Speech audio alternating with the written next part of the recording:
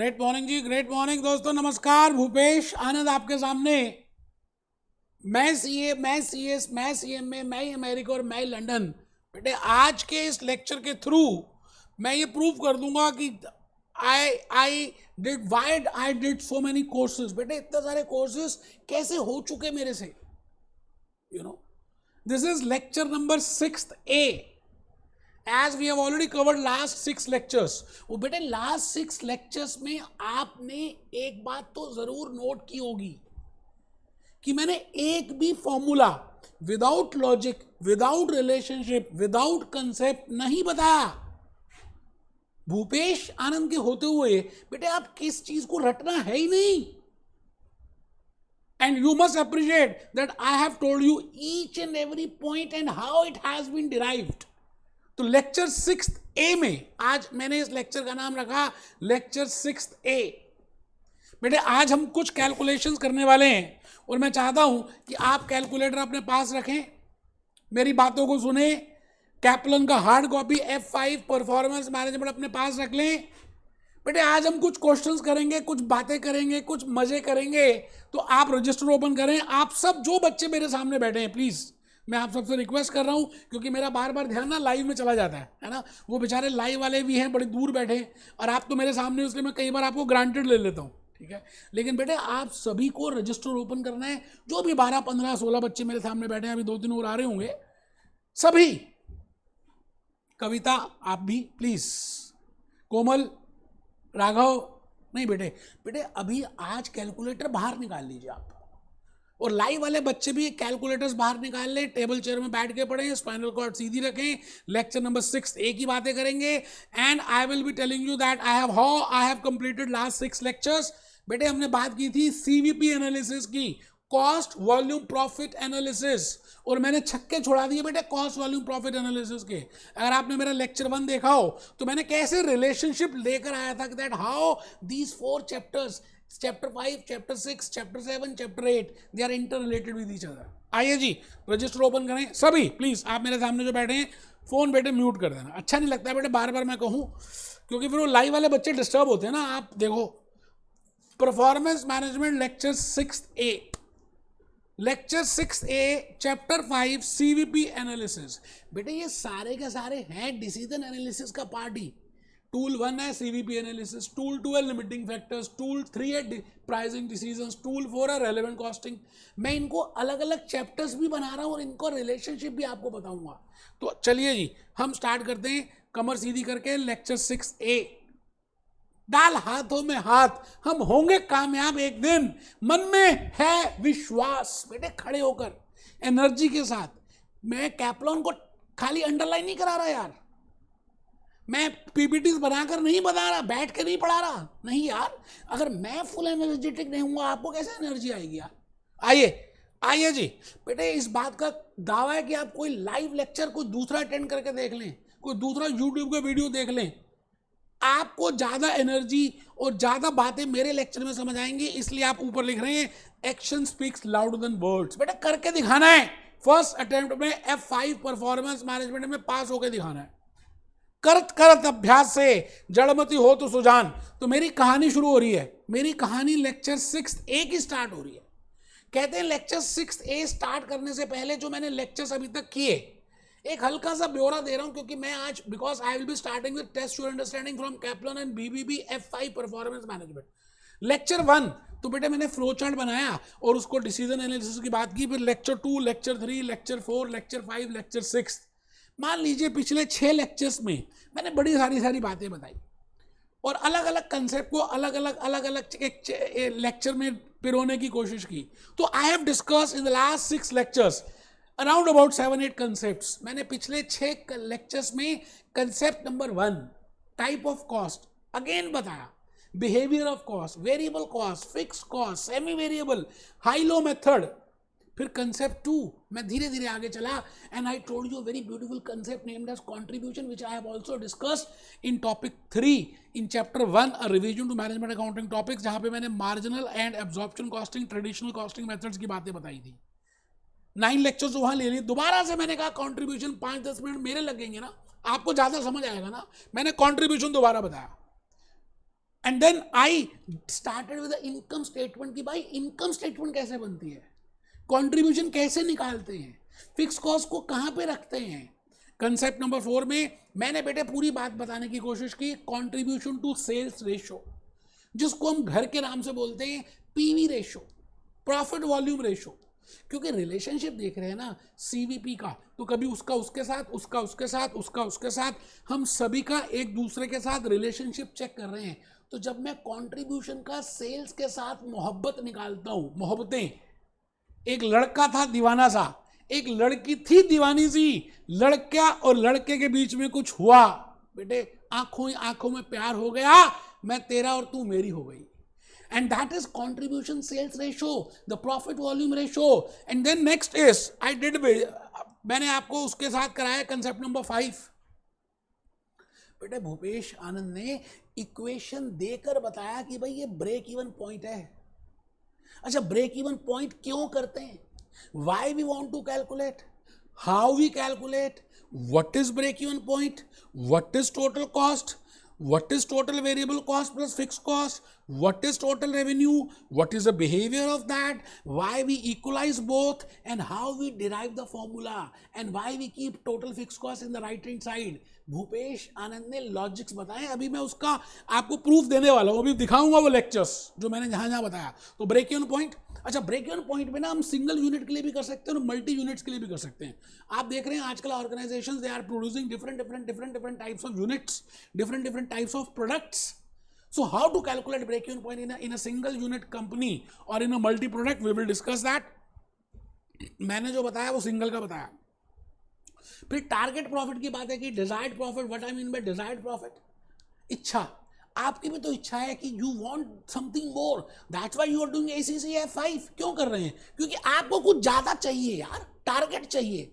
Normal जिंदगी जीनी होती तो ग्रेजुएशन ही काम चल जाता, बट यू वांट, ये दिल मांगे more, target profit. I discussed with that and the formula, how I have derived that formula। Then margin of safety, भाई मार्जिन ऑफ सेफ्टी की इंटरप्रिटेशन बड़ी इंपॉर्टेंट है, अभी हम देखेंगे what I mean by margin of safety. And then the last is break even chart. वैसे एक चीज मैं बता दूं आपको, ब्रेक इवन चार्ट में मैंने आपको थोड़ी सी बात बताई है, लेकिन ब्रेक इवन चार्ट में मैंने कुछ और भी बताना है। मैं आपको बताऊंगा, अलग से मैं लेक्चर्स लूंगा और आपको बताऊंगा कि भाई ब्रेक इवन चार्ट का मीनिंग है क्या, ठीक है जी। तो आप घबराइए नहीं, बिल्कुल सब बातें बताऊंगा। तो मोटा मोटी these are the lectures, you know, these are the concept which I discuss in the last lectures. तो इसके बेसिस में मैं भूपेश आनंद आज आपके सामने test your understanding question number 1 Kaplan F5 chapter 5 करने जा रहा हूं। तो आपके पास बेटे बुक होनी चाहिए, पहली बात निकाल लीजिए बेटे ये तो मेरे जूस नोट्स है। अच्छा, जूस नोट्स हमने अलग अलग प्रिपेयर किए, आपको पता ही है, और that is a mixture of Kaplan, BBB, Becker's, बड़ा मिक्सचर करके अपनी नॉलेज के साथ मैंने जूस नोट्स प्रिपेयर किए हैं। ये बात आप मालूम है आपको, तो मैं अब इसमें ज़्यादा टाइम लगा नहीं रहा। मैं चाहता हूँ कि आप पहले मेरी बात को सुनो और कैप्लॉन में आ जाएं। बेटे ये मैंने ऑलरेडी वो पेज भी ओपन करके रखा हुआ है कि सो दैट आपका टाइम सेव हो। बेटे आप सभी भी प्लीज़ बेटे हार्ड कॉपी निकालिए, शेयर कर लीजिए, कोई बात नहीं, आपके पास तो है ना, हाँ इनको दिखाइए, आप भी लेकर आए, ठीक है, करिए बेटे हार्ड कॉपी होना कंपलसरी है कैप्लॉन का। हम आपको मैं फिर रिपीट करूंगा, कैलकुलेटर निकालिए कविता प्लीज, बेटा कैलकुलेटर निकालो। मोबाइल के कैलकुलेटर तो नहीं करना बेटा, अलाउड ही नहीं है मोबाइल का कैलकुलेटर। आप कैसी बातें करते हैं, अभी तो मैंने स्प्रेडशीट में जाना है ना, फिर कैसे करोगे, मोबाइल नहीं, बिल्कुल मोबाइल को म्यूट करिए और मेरी बात को ध्यान से सुनिए। Test your understanding question number 1 break even analysis. देखते हैं जो हमने लास्ट 6 लेक्चर्स में किया, क्या समझ में आया या नहीं। फर्स्ट पार्ट है the following data is in relate to a product PQ। वो कहता है ये कंपनी है जो प्रोडक्ट PQ बनाती है। Selling price $25 per unit. वो कहता है जी एक कंपनी $25 एक यूनिट में बेचती है और इसकी वेरिएबल कॉस्ट की लागत है 20 रुपये। तो मैं क्या कह सकता हूं कि 5 रुपये की कॉन्ट्रीब्यूशन है। It is not profit, it is contribution because I have just deducted variable cost from the selling price। No, why I want to find out contribution, the logic I have told you, अभी मैं उस lectures को दिखाने वाला हूँ, ठीक है। पहले क्वेश्चन पढ़ रहे हैं। फिक्स कॉस्ट, फिक्स कहती है मैं तो बदलूंगी नहीं, मैं तो सेम ही रहने वाली हूँ।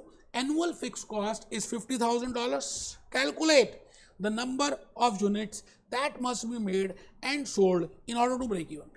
वो कहता है जी बताओ ACCA, अब बताओ global chartered accountant, please tell me, आपका मैनेजिंग डायरेक्टर पूछ रहा है, please tell me ACCA, mister ACCA, doctor Ramlal, please tell me that how many units at least I should produce or how much I should do at least break even sales to get that break even. That is a situation where I'm not gaining a profit or not lost, no single penny I'm gaining, nor I'm losing a single penny. That situation, that point is named as break even point. I want to achieve that. ठीक है जी, करेंगे, किया हुआ बेटे, मैंने पिछले last 6 lectures में यही बताया। ठीक है जी, उसके बाद सेकंड रिक्वायरमेंट कह रहा है calculate the level of activity that will give a desired profit of $40,000।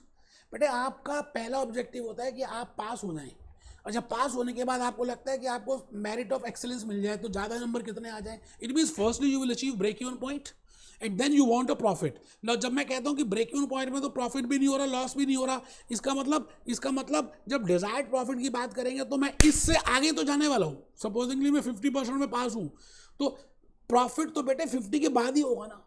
ठीक है जी, कितना डॉलर चाहिए, 40,000। ठीक है सर, बेटा ये फॉर्मूले की तो धज्जियां उड़ा दी आपको। लॉजिकली मैंने बताया these formulas how they can be derived. The company budgets to sell, कहता जी ये कंपनी 13,000 यूनिट बेचना चाहती है, ऐसा उसको लग रहा है। And produce, calculate margin of safety, बेटे लास्ट लेक्चर में बताया margin of safety will be actual sales minus break even point sales, मतलब ब्रेक इवन के बाद वाली बात, ब्रेक इवन पॉइंट के सेल्स के बाद जो जितने भी नंबर आपके आएंगे that is margin of safety, and it is this and I can calculate margin of safety in absolute rupees as well as absolute dollars, absolute pounds and in relative terms. Margin of safety upon sales that is budgeted sales और actual sales into 100। रटना कुछ भी नहीं था, मैंने आप सबको ये बातें सब बताई हैं। अब आज हम इस क्वेश्चन को बिना देखे, बेटे आप सबको कसम होगी अगर आपने आंसर देखा, मज़ा ही क्या हुआ फिर यार, जब आपने लेक्चर नंबर, मैंने इतने सारे लेक्चर्स लिए है ना आपके लिए, तो फिर यार क्या फ़ायदा हुआ ये बताओ। अगर आप इसके बाद भी अगर आंसर देख के करते हो मुझे तो दुख होगा यार। देखो आपके लिए मैंने ये 6 लेक्चर्स जो लास्ट लेक्चर्स मैंने लिए है ना, आज 6th A है, तो बेटे इन सभी लेक्चर्स में मैंने आपको बताने की कोशिश की है। मैं पहले लेक्चर नंबर 2 से ग्रेट मॉर्निंग जी, ग्रेट मॉर्निंग जी, ग्रेट मॉर्निंग दोस्तों। बेटे मैं लेक्चर नंबर 2 से है ना, जब मैंने कंसेप्ट बताने स्टार्ट किए, कंट्रीब्यूशन क्या है, ये क्या है, वो क्या है, so I will be defining today कि भाई कॉस्ट के दो ऑलरेडी मैंने ये बता दिया, आपके लेक्चर्स ले लिए CVP एनालिसिस में। मैं जस्ट ये कहना चाहता हूँ कि आज हम जो क्वेश्चन कर रहे हैं बेटे इसकी धज्जियां उड़ा दोगे आप। यू हैव ऑलरेडी डन इससे difficult case studies already you have होते हैं, इधर वेरिएबल कॉस्ट टोटल, ये देखिए आप मेरी बात समझ रहे हैं, कॉस्ट, फिक्स कॉस्ट, फिर मैंने उसको डायग्रामेटिकली टेबुलर फॉर्म में कराया था, याद आ रहा है। तो बैलेंसिंग फिगर इज बचत और कंट्रीब्यूशन। Balancing figure is बचत. I have prepared an income statement for calculating contribution. I have prepared a table for understanding the concept of variable cost, and I have prepared a graph for that. बेटे क्या क्या नहीं किया यार, ये आपको logically समझ आ जाए। लेक्चर नंबर 2 में मैं चल पड़ा, लेक्चर नंबर 3 में दोस्त अगर आप देखें, आप लिखो जी, that is contribution margin ratio, the relationship of contribution and sales. Contribution to sales ratio कह दें, प्रॉफिट वॉल्यूम रेशो कह दें, कंट्रीब्यूशन मार्जिन रेशो कह दें। बेटे लॉजिकली बताया कि ग्रॉस प्रॉफिट रेशो क्या होती है, नेट प्रॉफिट रेशो क्या होती है, तो how we can calculate contribution margin ratio. ठीक है जी, देखो फर्स्ट पॉइंट आप लेक्चर नंबर 3 था, a point in contribution margin ratio, सब कुछ बताया मैंने, और बड़ी प्रॉफिट वॉल्यूम रेशो, और आपको रिलेटेड स्लाइड्स बताई है। जब हम मोहब्बत निकालते हैं किस किस के बीच में, मोहब्बत निकालते हैं किस किस के कंट्रीब्यूशन, कंट्रीब्यूशन मार्जिन, आपको पता है आप कंट्रीब्यूशन मार्जिन क्या होती है। थर्ड फॉर्मूला आपके सामने बना दिया बेटे, कैप्लन ने, बीबीबी ने एक ही फॉर्मूला बताया, मैंने 3-4 फॉर्मूले बताए और सबका लॉजिक बताया है ना। आप सबने लेक्चर कंट्रीब्यूशन, मैं थोड़ा सा नीचे जाऊं, पहले आराम से समझेंगे। ये देखो बेटा पूरा टेबल बनाया है, and I want to explain that how we can calculate contribution margin ratio. फिर मैं लेक्चर नंबर 4 में आने वाले फ्रेंड्स, और लेक्चर नंबर 4 में आनंद मैंने बेसिकली बताने की कोशिश की what is the meaning of a break even point. वो बड़ा प्यार से देखो इसका फॉर्मूला कैसे डिराइव किया बेटे। फॉर्मूला आपको ब्रेक इवन एनालिसिस में एक नई बात बताऊंगा, that what is the meaning of break even point. शायद आपने स्कूल लेवल में, ग्रेजुएशन लेवल में कहीं ना कहीं सुना होगा, नहीं भी सुना तो कोई टेंशन नहीं, आने वाले 5 मिनट अगर आप ध्यान से बैठ जाते हैं तो you can easily get an idea that what I mean by break even point. आना is your break even point. It means 40% marks is your break even point. लड़की अगर आप इनकम स्टेटमेंट देखें जो मैं अभी दिखाऊंगा, कैलकुलेट करके खुद लिखिए। टोटल वेरिएबल कॉस्ट भी मैंने लिखा बेटा, ऊपर देख रहे हो मेथड नंबर 1। आपके ACCA में, BBB में they have not given the tabular method, but मुझे ऐसा लगा कि जब तक आप टेबुलर मेथड से नहीं करोगे, जब तक आप खुद अपने आप चार्ट्स प्रिपेयर नहीं करोगे बेटे, लॉजिकली अंदर तक बातें एब्जॉर्ब ही नहीं कर पाओगे। मेरा टाइम लगेगा ना, मैंने लगा दिया टाइम यार, समझ आना चाहिए ना यार। कंट्रीब्यूशन मार्जिन लिख दिया बेटे डिफरेंट लेवल्स का। आप कंपेयर कीजिए ना सबके लेक्चर्स, बैठ के पढ़ा रहे हैं यार, PPT करके करा रहे हैं, कैप्लॉन में अंडरलाइन करके पढ़ा रहे हैं, ऐसे पढ़ाया जाता है क्या यार? भूपेश आनंद ने लॉजिक्स कंसेप्ट देने की कोशिश की, ये चीज आई कहां से और उसके अलग अलग तरीके बताए। पहला लेवल देखें और कौन सा वेरिएबल डिपेंडेंट होगा, ये देखो मैंने आप बेटा खाली चार्ट नहीं बनाया, मैंने बताया why I take independent variable on x axis and why I take dependent variable on y axis, why you name it as y on x and how we can why we take production in the x axis, because production करना मेरा एक independent variable है, but उसके ऊपर जो cost आएगी, जो sales आएगी, दैट इज डिपेंडेंट वेरिएबल। ठीक है जी बेटे, कॉस्ट डिपेंड करती है प्रोडक्शन पे या प्रोडक्शन डिपेंड करती है कॉस्ट पे? बताओ जी, कॉस्ट डिपेंड करती है प्रोडक्शन पे या प्रोडक्शन डिपेंड करती है कॉस्ट पे? ग्लैम वायले नहीं चीख चीख के बताएंगे कोई,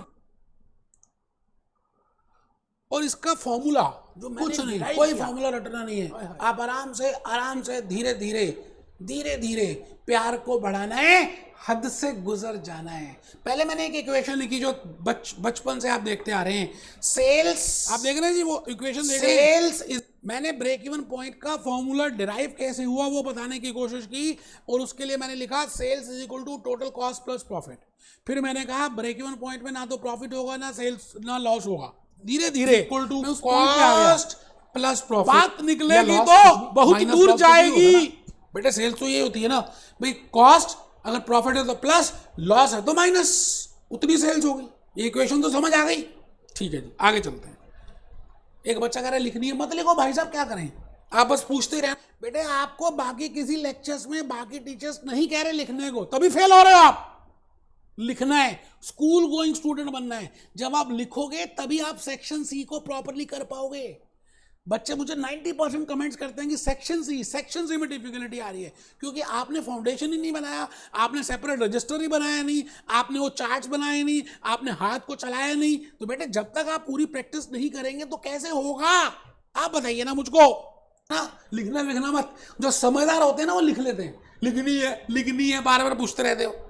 we know sales is equal to total cost plus profit, और sales is equal to total cost minus loss, और sales is equal to, I have broken down that total cost into 2 parts। देखो मैंने बेटे क्या, छोड़ो यार, अब मेरा मन ऐसे हो रहा है, एक एक बात बताने की कोशिश की कि फॉर्मूला बना कैसे, मैंने क्यों ब्रेक किया वेरिएबल कॉस्ट को फिक्स कॉस्ट को, वो फॉर्मूला डिराइव कैसे हुआ।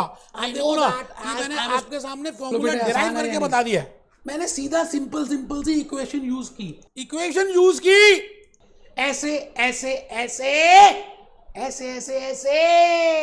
बेटे फॉर्मूला बताया, लॉजिक समझाया। ठीक है जी, तो मैं आज आपके सामने उसी टेस्ट योर अंडरस्टैंडिंग कैप्लॉन के F5 के परफॉर्मेंस मैनेजमेंट के फर्स्ट क्वेश्चन में, जिसने 4 5 6 रिक्वायरमेंट्स पूछी हैं, भूपेश आनंद आपके सामने चुटकियों में कर देगा, और आप भी करेंगे मेरे साथ साथ। आइए जी, आइए सर, मैं आप सबके साथ आगे चल रहा हूं, और मैं आप सबको चाहता हूं कि आपको जो भी मैं कुछ बताऊं आप लिखेंगे, ऊपर हेडिंग लिखेंगे। अभी मैं क्वेश्चन में दोबारा आऊंगा कैप्लॉन में, test your understanding question number 1 Kaplan. बेटे there are some points to be taken into account while attempting section A, section B, section C, F5 performance management. मैंने BBB ट्राई किया, मैंने कैप्लॉन किया, मैंने मॉक टेस्ट किए, उसके बाद पढ़ाना शुरू किया यार। तो मेरे को लगा कि कुछ बातें अगर आपके माइंड में रहेंगी तो सेक्शन सी जल्दी हो जाएगा आपसे। तो मैंने हेडिंग लिखी points to be kept in mind while solving questions of section A, section B, section C, F5 performance management. पहली बात मैंने ये कहा कि आपको क्वेश्चन ध्यान से पढ़ना है, कई बार वो टिकलिश कर देते हैं, उसकी सेंस देखनी है, पॉजिटिव सेंस है, नेगेटिव सेंस है, एटलीस्ट है, एटमोस्ट है, ट्रू है, फॉल्स है, पूछ क्या रहा है, तो आपको उसके लिए क्वेश्चन को सिंसियरली पढ़ना पड़ेगा। दूसरी बात मैंने आपको कहा it is better to prepare a working note. भूल जाइए मैं सब कुछ स्प्रेडशीट से कराऊंगा, बट अभी आप पेन और पेपर से ही करेंगे। पहले एक बार लॉजिक समझ ले, कंसेप्ट समझ ले, करके देख ले, कैलकुलेटर से कर ले। स्प्रेडशीट में तो 2 मिनट में काम हो जाएगा जब आपको कंसेप्ट आता होगा। यार क्या हो गया, तो लिखिए जी second point. Third is once we are comfortable with the concept then we will do with spreadsheets. पहले ही दिन थोड़ी आप एरोप्लेन में उड़ना स्टार्ट कर दोगे, पहले धीरे धीरे चलोगे, फिर बस में जाओगे, फिर ट्रेन में जाओगे, और फिर धीरे धीरे प्लेन से जाएंगे। ठीक है sir. Use the logics as I've just shown you my lectures, use the logics, the relationships as discussed in the class. Practice makes the man and practice makes the woman both perfect. आपको practice करनी है, इसलिए मैं पहली requirement में आ रहा हूं। First requirement अगर आप ध्यान से देखें तो बेटे पहली रिक्वायरमेंट है, फर्स्ट रिक्वायरमेंट है, आप देखिए जी, मैं बार बार देखिए टर्न नहीं करूंगा, आपको थोड़ा सा देखना है ना।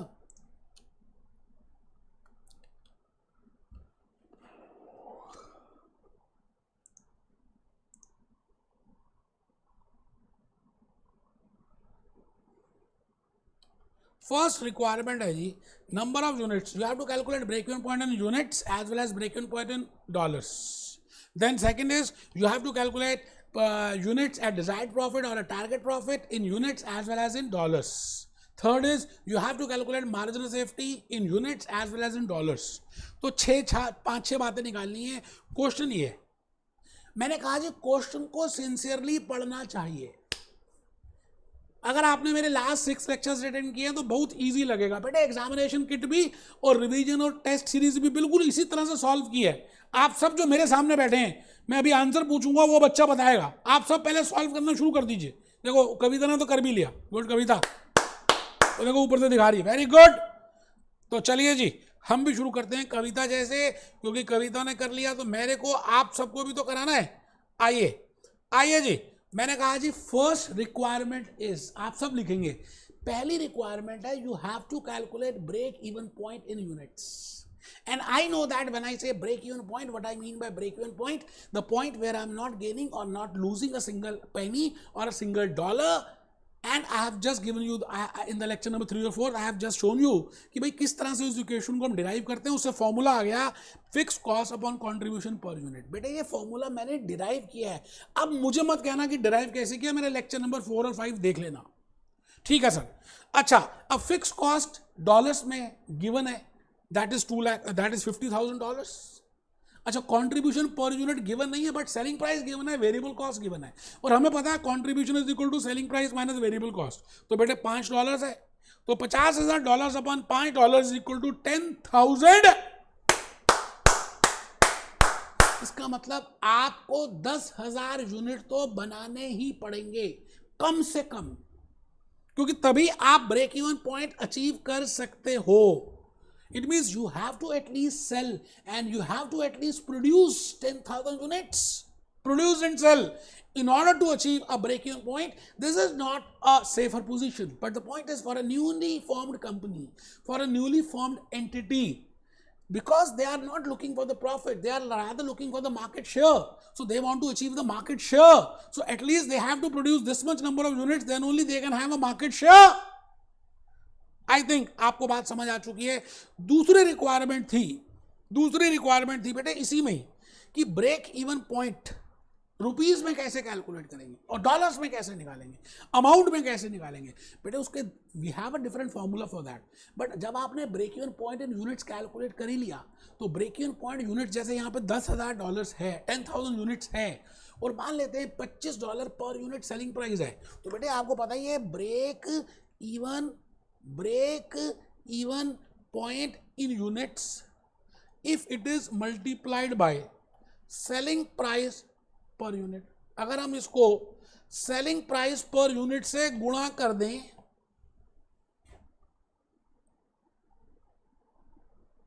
तो आपके पास break even point in dollars आ जाएगा। और आप ऐसे भी कर सकते हैं fix cost upon contribution sales ratio, that is PV ratio.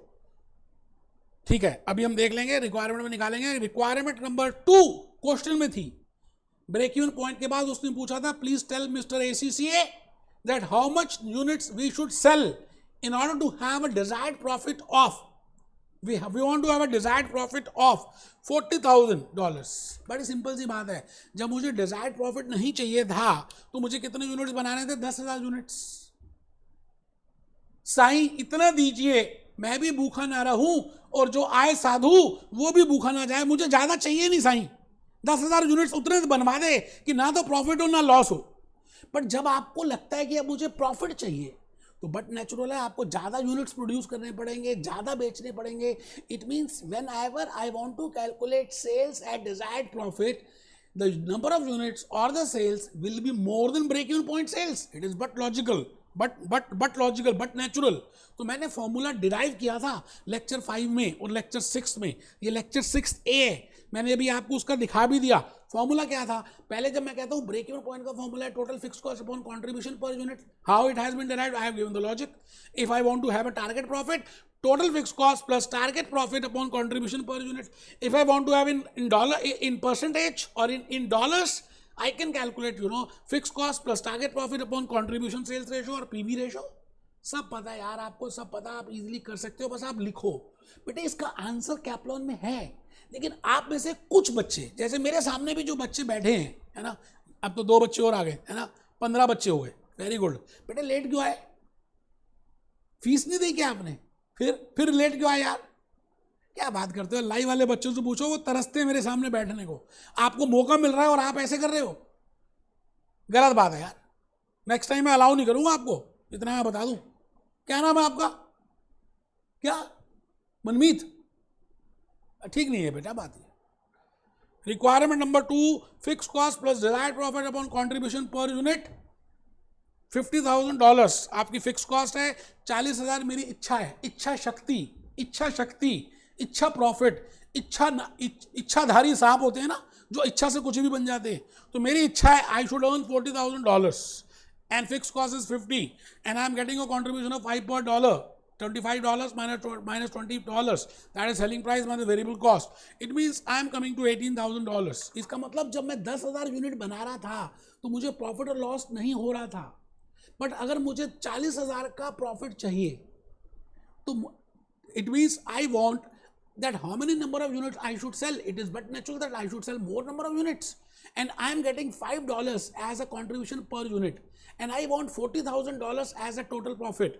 So, but it is but natural if I want 40,000 and I am getting for 5,000, तो बेटे मैं इसको ऐसे भी कर सकता था, 40,000 अपॉन 5, ये भी आ गया 8,000 यूनिट्स, और 10,000 पहले बना ही रहे हैं, 8,000 जो हो गए 18,000। अगर ऐसे समझ नहीं आया तो बेटे नॉर्मल लॉजिकल रिलेशनशिप का फॉर्मूला बताया हुआ है, total fix cost plus desired profit upon contribution per unit. ठीक है जी, बहुत ही बढ़िया। नेक्स्ट रिक्वायरमेंट नंबर 3 हम कर रहे हैं F5 Kaplan test to understanding. Question number 1,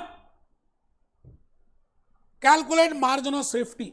margin of safety ये खुद ही कह रहा है कि मैं सेफ हूं, इसका मतलब this point is always above, it is towards the right hand side, it is towards the topmost side of break even point। इसका मतलब जब तक आप ब्रेक इवन पॉइंट अचीव नहीं कर लेते आप तब तक सेफ नहीं हो।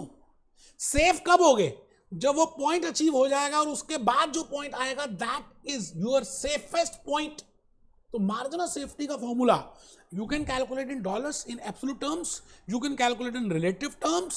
When I want to calculate in dollars in absolute terms, actual sales minus break-even point sales, and when I want to calculate in the ratio, and that formula will be margin safety upon sales into 100।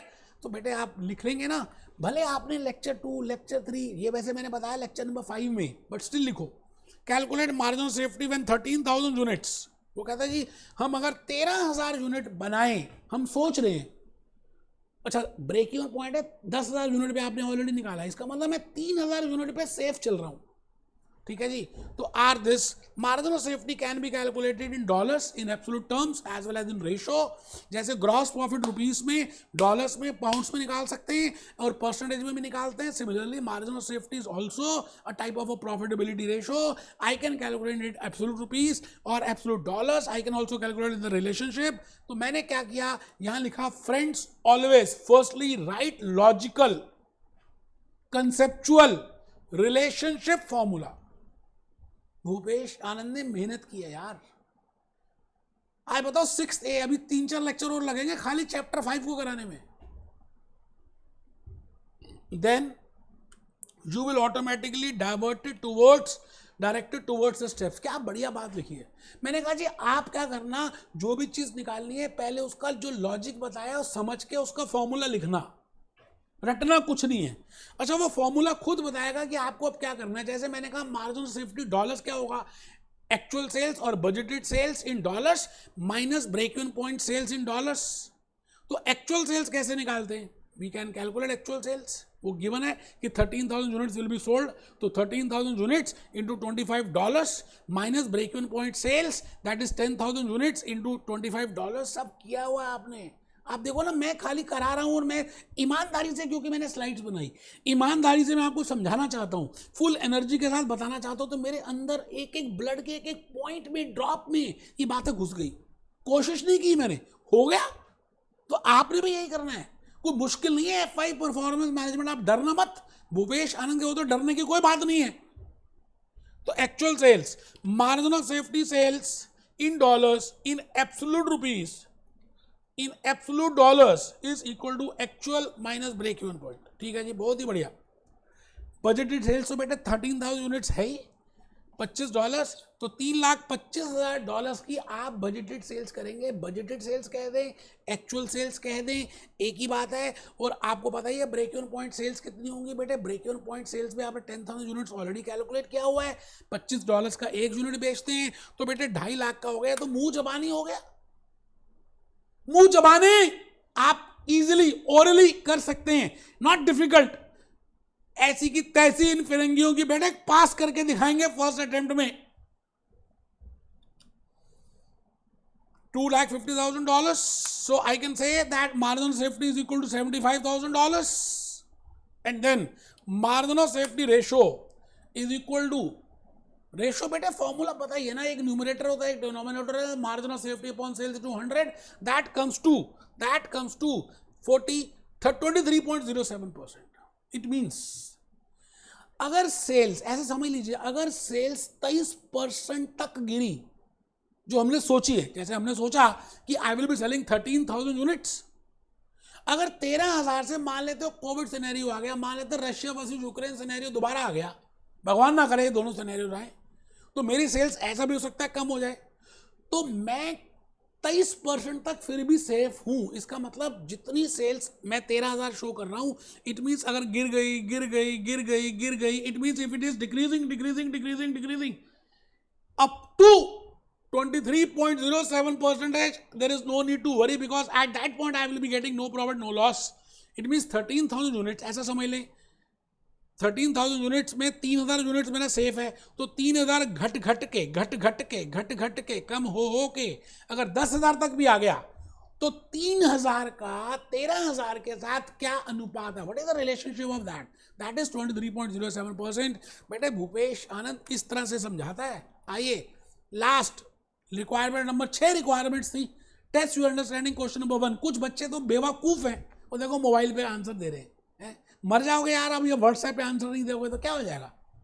मैंने आपको कहा कि मैं आपके लिए खड़े होकर full energy के साथ लाइव और फिजिकल क्लास दोनों ले रहा हूं, और ये लेक्चर रिकॉर्ड भी हो रहा है क्योंकि कुछ बच्चे रिकॉर्डेड देंगे, और आपको तो बेटे गोल्डन चांस है कि आपके सामने खड़े होकर मैं पढ़ा रहा हूं, है ना। तो रिक्वायरमेंट नंबर 4 लिखिए, कैलकुलेट कंट्रीब्यूशन सेल्स रेशो और PV ratio. I have given you different formulas and the formula is contribution upon sales, and when I say contribution it is $5, when I say sales it is $25।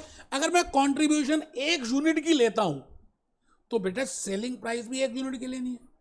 Contribution 10 unit की लेता हूं तो selling price में 10 unit. It means numerator में घोड़े हैं तो denominator में भी घोड़े, न्यूमरेटर में गधे हैं तो डिनोमिनेटर में भी गधे, न्यूमरेटर में एप्पल्स हैं तो डिनोमिनेटर में भी एप्पल्स। एप्पल अपॉन मैंगोज नहीं कर सकते, एप्पल अपॉन बनानास नहीं कर सकते। It means the unit should be same of numerator and denominator because I am calculating in percentage. Answer will always remain same. ठीक है सर, बहुत ही बढ़िया, आपने अच्छा बताया। तो ये मैंने 20% कैलकुलेट कर लिया। इसका मतलब हर 100 रुपए और $100 के पीछे, हर $100 के पीछे $20 का मुझे कंट्रीब्यूशन होगा। इसका मतलब अगर सेल्स $10,000 कर दें तो मेरे को $10,000 में $2,000 का क्या होगा, कंट्रीब्यूशन होगा, क्योंकि the ratio is 20%, that is contribution sales ratio, that is PV ratio, that will remain same. Okay sir, बहुत ही बढ़िया, समझ आ गया। आप आइए जी, last requirement, last but one, break even point. अब ये क्या पूछ रहे हैं यार, ब्रेक इवन सेल्स पूछ रहे हैं, है ना, ये तो 10 बार बता दिया यार। इसको कैलकुलेट कैसे कर सकते हैं, या तो break even point in units into selling price per unit, और fix cost upon contribution sales ratio और पीवी रेशो। मैंने करके दिखा दिया जी, 50,000 फिक्स कॉस्ट थी, 20% भी आपने कंट्रीब्यूशन सेल्स रेशो निकाला, 10 लाख आ गया। बेटे मैं बता रहा हूँ ना, अगर आपने मेरे लेक्चर्स को अटेंड किया है तो मैं ये 100% होके कह सकता हूँ कि आप फर्स्ट अटेम्प्ट में पास होंगे।